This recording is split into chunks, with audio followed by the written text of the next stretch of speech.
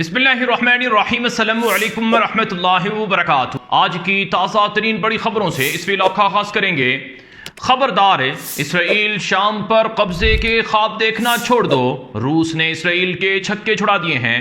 روس نے شام کی جولانی حکومت سے بڑا فوجی معاہدہ کر لیا ہے۔ شام کو تقسیم کرنے کے خواب اسرائیل کے چکنا چور ہو چکے ہیں۔ دوسری طرف شام میں ترکی نے اور دیگر عرب ملکوں نے پنجے گاڑ دیے ہیں، اور ترکی اور اسرائیل کے درمیان شام کے مسئلے پر ایک بڑی جنگ بھی دیکھنے کو مل رہی ہے، اور ترکی نے امریکہ، یورپ اور دنیا کے دیگر ملکوں سے ہتھیار جمع کر لیے ہیں، اور اس معاملے میں ایران بھی شام کے ساتھ کھڑا ہو گیا ہے۔ آغاز کریں گے سب سے پہلے کہ شام کو تقسیم کرنے، شام کو قبضہ کرنے اور شام میں ڈیوڈ کوریڈور بنانے کے منصوبے اور خواب ہیں اسرائیل کے، اور اسرائیل شام کے علیحدگی پسند جو فرقے ہیں یا قبائل ہیں ان کو اپنے ساتھ ملا کر شام کو اپنے کنٹرول میں کرنا چاہتا ہے، لیکن اسرائیل کے یہ خواب پورے نہیں ہو رہے ہیں۔ اگرچہ شام کے علاقے سویدا میں جو دروز ہیں ان کو اسرائیل نے اپنے ساتھ ملا رکھا ہے، اور دروز علاقوں میں اسرائیل کے جھنڈے بھی لہرائے جاتے ہیں، اور وہاں پر دروزیوں نے اسرائیل سے مدد بھی مانگی ہے۔ حکمت الہجری نامی جو دروزیوں کا شام کے سویدا علاقے میں سربراہ ہے، اس نے کہا کہ اسرائیل اگر آج تم نے ہماری مدد کے لیے اپنی فوجیں سویدا میں نہ بھیجیں تو پھر سویدا تمہارے کنٹرول سے نکل جائے گا۔ لیکن ناظرین کرام، ان سب چیزوں کے باوجود اسرائیل شام پر مکمل قبضہ اور کنٹرول کرنے سے قاصر ہے، کیونکہ اب اسرائیل کو شام کے اندر سے شام کے خلاف جو اسرائیل کی کوششیں ہیں ان کی وجہ سے اسرائیل کو مختلف طرح کی دھمکیاں، پریشر اور باقاعدہ عملی جنگ کے تھریٹس مل رہے ہیں۔ آج کی جو سب سے بڑی خبر ہے وہ ایک حیران کن خبر ہے، جو کہ اسرائیل کے لیے کسی بھی صورت قابل قبول نہیں ہے،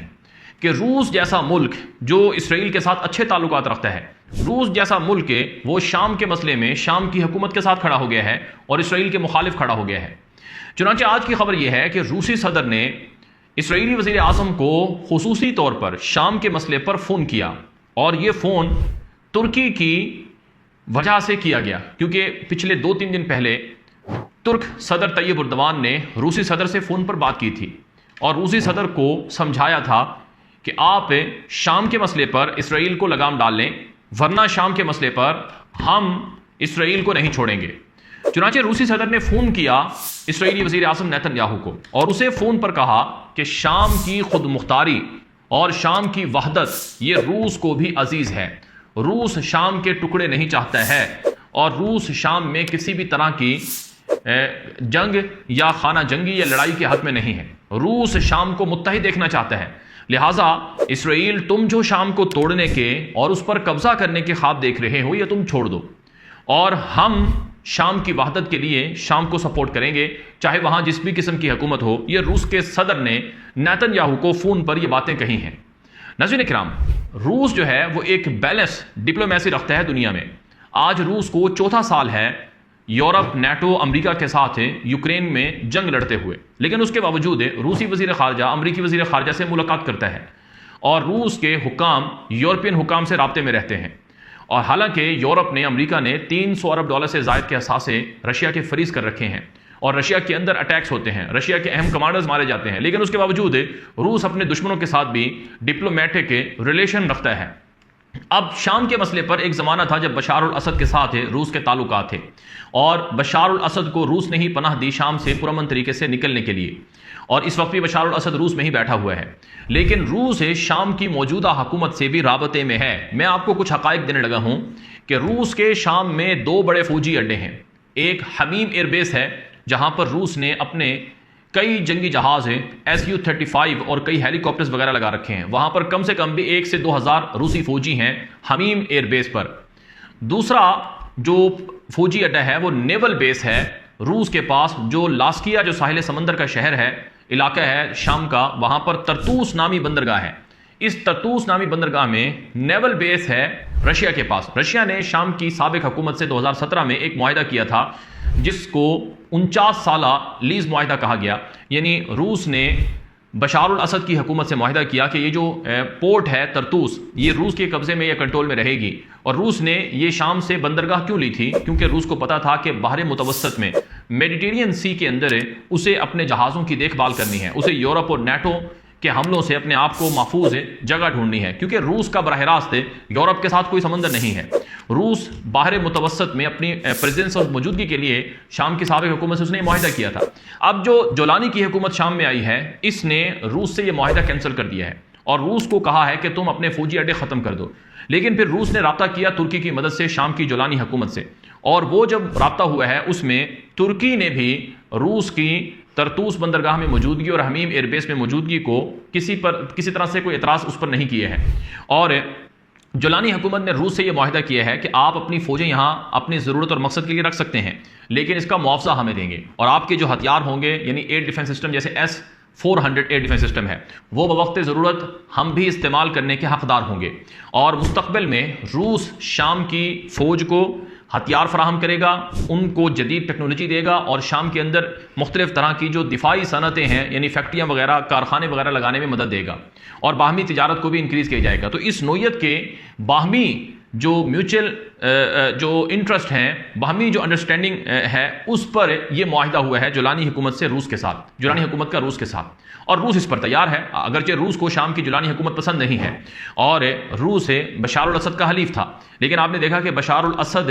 کو آخری لمحے میں روس نے کوئی خاطر خواہ مدد نہیں دی، یعنی بشار الاسد کو بڑی فکر تھی کہ روس میری جو ہے وہ مدد کرے گا اور جولانی کی اور اس کے فوج کو یعنی HTS گروپ کو میری حکومت گرانے نہیں دے گا، لیکن روس نے کوئی اس میں مداخلت نہیں کی، کیونکہ روس کا رابطہ تھا ترکی سے، اور ترکی نے روس کو سمجھایا تھا کہ چاہے بشار کی حکومت ہو چاہے جولانی کی حکومت ہو، آپ کے اور ہمارے تعلقات ایک جیسے رہیں گے، اور پھر بشار کی حکومت کے ساتھ روس نے ترکی کے تعلقات قائم کروانے کی بڑی کوشش کی، لیکن بشار نے انکار کر دیا تھا۔ بہرحال اب ہوا یہ ہے کہ جو ترکی ہے وہ شام کے مسئلے پر روس کے ساتھ کھڑا ہوا ہے، اور روس ترکی کی طرف دیکھتا ہے۔ اب آپ یہ جان کر حیران ہوں گے کہ ترکی کو روسی صدر ولادیمیر پیوٹن اپنا بہترین دوست کہتا ہے۔ اردگان کے بارے میں یہ پیوٹن کے الفاظ ہیں، آپ گوگل پر سرچ بھی کر سکتے ہیں۔ اردگان نے کہا کہ میرا بہترین دوست، پیوٹن نے کہا کہ میرا بہترین دوست جو ہے وہ اردگان ہے، اور اردگان پر مجھے بڑا بھروسہ ہے، وہ دھوکہ نہیں دیتے ہیں۔ اور پھر آپ یہ بات جانتے ہیں کہ ترکی نے رشیا سے S-400 میزائل سسٹم خرید رکھا ہے۔ S-400 میزائل سسٹم ایک کامیاب ایئر ڈیفنس سسٹم سمجھا جاتا ہے، جو کہ ترکی نے رشیا سے لیا تھا، اور اس وجہ سے امریکہ نے ترکی کو F-35 جہاز اور F-16 جہازوں کے جدید ورژن دینے سے انکار کر دیا تھا۔ تو ترکی جو ہے وہ ایک بیلنس ڈپلومیسی رکھتا ہے، اور رشیا بھی ایک بیلنس ڈپلومیسی رکھتا ہے۔ اور پھر ترکی کے اندر جو آک کویو کے نام سے جو ان کا پاور پلانٹ ہے، جوہری پاور پلانٹ، ترکی میں جو نیوکلیئر پرامن پاور پلانٹ ہے، وہ رشیا نے ہی لگا کر دیا ہے 10-15 سال کے معاہدے کے لیے، اور وہ ترکی کے اندر کامیابی سے رشیا کی مدد سے چل بھی رہا ہے۔ تو خلاصہ یہ ہے کہ شام کے مسئلے پر اسرائیل کی جو نظریں ہیں کہ وہ ڈیوڈ کوریڈور بنا کر شام کے مشرقی علاقوں تک پہنچ جائے گا، اور وہاں تیل کے کنوؤں پر، فرات وغیرہ پر قبضہ کر لے گا، اور شام کے 4 ٹکڑے کر دے گا، تو یہ پلان جو ہے وہ اسرائیل کا پورا ہوتا ہوا نظر نہیں آ رہا ہے۔ اسی سے جڑی ہوئی خبر دیکھ لیں کہ قصد نامی جو گروپ تھا کرد علیحدگی پسندوں کا جو گروپ تھا شام کے اندر، جس کا سربراہ مظلوم عابدی ہے، اس نے العربیہ کو انٹرویو دیا ہے، اور اس انٹرویو میں اس نے یہ بات کہی ہے کہ ہم بھی شام کی تقسیم نہیں چاہتے ہیں، اور ہمارے ساتھ جو جنگجو ہیں اور ہمارے ساتھ جو فوجیں ہیں وہ جلد شام کی فوج میں ضم ہو جائیں گی، اور ہم شام کا ایک ہی وحدت چاہتے ہیں، شام کی ایک ہی فوج چاہتے ہیں۔ اور ہم نے شام کی جولانی حکومت سے کہا ہے کہ وہ ہمارے علاقوں میں آئیں اور اپنے جو حکومتی دفاتر ہیں انہیں شروع کر دیں۔ یہ العربیہ پر ایک تازہ انٹرویو نشر ہوا ہے جو قصد گروپ کے، کرد گروپ کے سربراہ ہیں مظلوم عابدی ان کا، اور ترکی نے کردوں کو مہلت دی تھی کہ تمہارے پاس 30 دن کی مہلت ہے، تم ہتھیار پھینک دو تو ٹھیک ہے، ورنہ پھر قوت اور طاقت کا استعمال ہوگا۔ اور ترکی نے کہا کہ ہم شام کو متحد دیکھنا چاہتے ہیں۔ اور پھر ابھی ریسنٹلی جو ترکی کے شامی حکومت سے معاہدے ہوئے ہیں وہ آپ کے سامنے ہے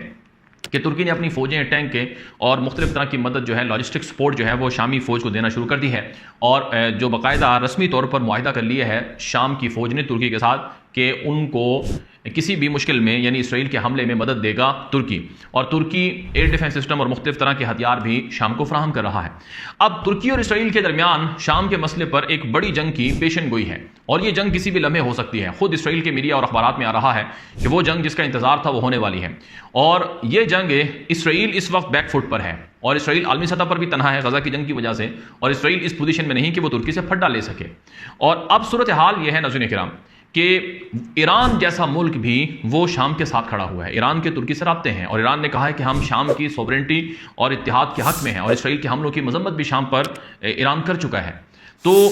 ترکی، سعودی عرب، قطر، کویت، UAE، ایران، رشیا، چائنا اور دنیا کے دیگر بڑے ملک، وہ سب کے سب شام کے متحد ہونے کے حق میں ہیں۔ اب ترکی نے ایک طرف رشیا سے S-400 میزائل سسٹم لے رکھا ہے، دوسری طرف امریکہ سے F-16 جہاز لے رکھے ہیں، تیسری طرف ہے جو کان نامی ان کا جہاز ہے ترکی کا 5th جنریشن کا اسٹیلتھ فائٹر جیٹ، اس کے لیے انجن وغیرہ بھی امریکہ سے ترکی لے رہا ہے۔ $5.6 ارب کا یورو فائٹر جیٹ کا معاہدہ جرمنی اور UK سے ابھی ریسنٹلی کیا ہے ترکی نے۔ اور پھر ترکی نے جو تیفون بلاک 4 نامی ہائپرسونک میزائل ہے جس کی رینج 2000 کلومیٹر سے بھی زائد ہے وہ بھی بنا لیا ہے، اور ترکی نے غضب نامی جو بنکر بسٹر بم ہے وہ بھی بنا لیا ہے، اور ترکی نے فضا سے 500 کلومیٹر دور فاصلے پر میزائل مارنے والا جو طاقتور میزائل ہے وہ بھی بنا لیا ہے، اور جدید ڈرون بھی بنا لیے ہیں۔